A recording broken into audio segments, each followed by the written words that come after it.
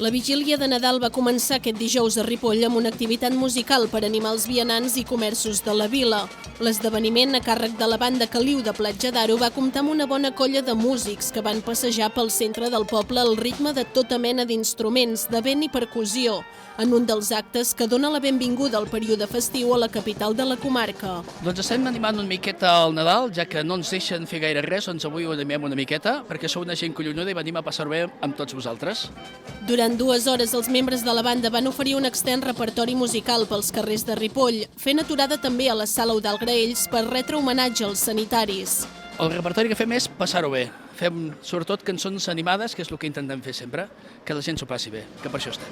En definitiva, aquesta va ser una mostra de la importància de la música i sobretot en temps complicats com els que es viuen actualment. Jo diria que el més important, el dinar, el sopar i la música, perquè si no, què ens queda? Si no ens deixen fer res tampoc, doncs almenys aprofitem-ho ja que podem.